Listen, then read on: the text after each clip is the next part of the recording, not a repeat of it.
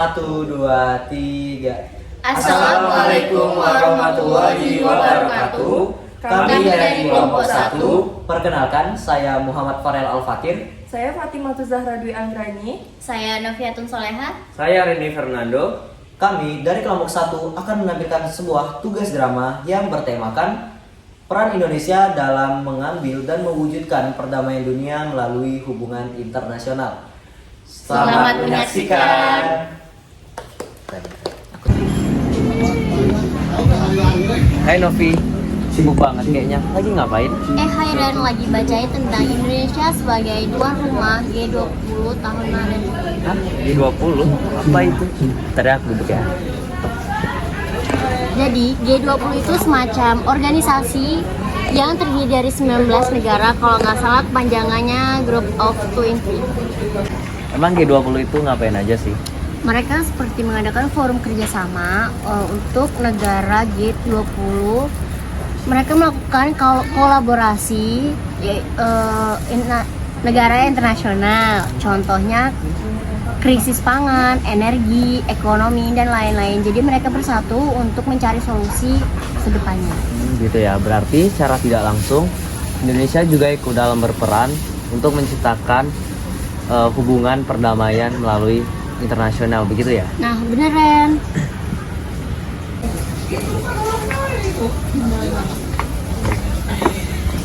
Hai, kalian lagi ngapain? Hai Zar, kami lagi bicarain tentang peran Indonesia dalam menciptakan perdamaian melalui hubungan internasional, gitu Zar. Oh, Wah, aku juga tertarik banget tuh soal hubungan internasional gitu. Kadang bangga aja sih lihat Indonesia bisa ikut dalam salah satu upaya gitu supaya kita bisa wujudin perdamaian dunia. Contohnya kayak kemarin Indonesia juga jadi tuan rumah G20, ikut KTT APEC dan ASEAN. Aja sih udah bangga banget, kita dalam nasional aja udah bisa mendapat banyak, apalagi dalam hubungan internasional gitu. bener banget, Tir. Hubungan internasional itu kan sangat penting untuk perdamaian dunia. Karena melalui hubungan internasional itu bisa menjalin kerjasama baik dalam faktor internal maupun eksternal. Faktor internal dan eksternal itu apa sih? Menurut aku, kemarin aku sempat baca buku kalau faktor internal itu disebabkan oleh kekhawatiran suatu negara terhadap kelangsungan hidupnya. Sedangkan untuk faktor eksternal sendiri itu disebabkan oleh suatu negara yang tidak bisa berdiri sendiri karena tidak ada atau tanpa bantuan dari negara lain. Itu sih yang aku dapetin kemarin. Wah, benar tuh. Biasanya kan selain internal dan eksternal, kalau lebih dalam lagi kita cari bentuk kerjasamanya, itu ada 2 bentuk. 3 deh ternyata. Itu ada multilateral, regional, dan bilateral. Dan contohnya yang G20 terjadi akhir-akhir ini, itu adalah salah satu contoh multilateral.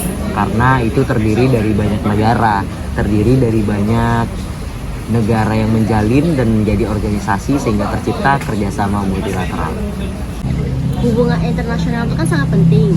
Jadi bagaimana dan aspek apa yang membangun terjalinnya hubungan internasional? Biasanya sih terjalin karena suatu negara tidak dapat memenuhi kebutuhan negaranya sendiri secara 100%. Contohnya mungkin Korea Utara yang memiliki kekuatan militer yang bisa terbilang bagus, tetapi tidak dengan perekonomiannya. Nah, dari situlah hubungan internasional dan kerjasama dapat terjalin.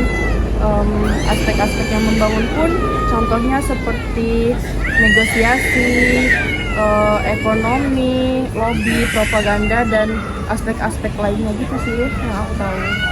Wah, bener juga ya. Kalau merangkum semua kesimpulan yang telah kita bahas tadi tuh dengan secara dalam hal besar itu seperti kata ketergantungan. Jadi ada beberapa contoh yang sudah disebutkan atau yang kita bahas tadi tuh. Contohnya seperti Singapura dan juga Korea Utara. Mereka memiliki keahlian di dalam bidangnya masing-masing. Jadi itu mereka juga memiliki kekurangan.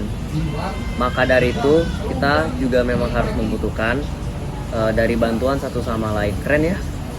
Beneran, keren banget. Tapi emang Indonesia punya keunggulan apa aja ya? Emangnya cuma dari hal itu ya Indonesia berperan untuk perdamaian dunia? Pasti punya peran dong. Justru Indonesia yang punya peran penting dan potensi tinggi di dalam hal itu. Contohnya dari aspek sumber daya alam dan sumber daya manusia sendiri. Mungkin bisa aku mulai dari sumber daya alam nih. Sumber daya alam Indonesia sendiri itu sudah sangat memadai, sudah sangat tinggi, sangat berpotensi. Contohnya yang kita punya sekarang, rempah-rempah, sumber besi, emas, perak, yang bahkan jarang dan sangat sulit dimiliki oleh negara-negara lain yang hanya ada di Indonesia. Begitu. Nah, dengan kita ikut andil dalam memanfaatkan sumber daya tersebut untuk menjadi lebih baik dan menciptakan kedamaian dunia, saya yakin itu juga bisa mewujudkan kedamaian dunia. Nah, itu juga dibantu oleh aspek satu lagi yang sangat penting, yaitu sumber daya manusianya. Sumber daya manusia ini juga terbilang sangatlah penting karena ini bersangkutan dengan sumber daya alam. Nah, kita juga sebagai anak muda, sebagai generasi baru, pasti banyak sekali pemuda-pemuda yang memiliki inovasi, ide, motivasi yang baru yang bisa menciptakan teknologi yang lebih maju, ide-ide yang baru, dan juga bisa menciptakan inovasi baru. Begitu sih kalau dari aku, pandangan aku sendiri ya soal itu. Gue yakin Indonesia bisa ikut andil dalam menciptakan perdamaian dunia. Bener tuh Tir, dengan Indonesia juga menjadi tuan rumah dalam kegiatan G20 pada waktu kemarin. Nah, Indonesia juga sering mengirim perwakilan duta dari Indonesia untuk mengirim atau pergi ke dunia luar ataupun internasional. Nah, Indonesia juga sering mengirim perwakilan untuk membantu negara lain yang sedang mengalami bencana atau musibah. Menurutku itu langkah besar Indonesia untuk menciptakan perdamaian dunia. Keren ya. Berarti kita harus bangga dong menjadi warga negara Indonesia. Harus bangga dong, karena kita juga sebagai generasi muda, generasi baru yang harus bisa menciptakan dan mewujudkan perdamaian dunia yang lebih baik lagi. Kan kamu mau jadi diplomat tuh, Vi. Aku harap kamu tetap semangat untuk meraih cita-cita kamu ya. Aman, udah disiapin dari sekarang kok. BTW, aku ada urusan, jadi aku pulang dulu ya. Makasih semuanya. Ya, aku juga mau pulang nih. Aku juga pamit dulu ya semuanya. Dadah. Ya, makasih juga. Terima kasih Dadah. Fatin dan Novi.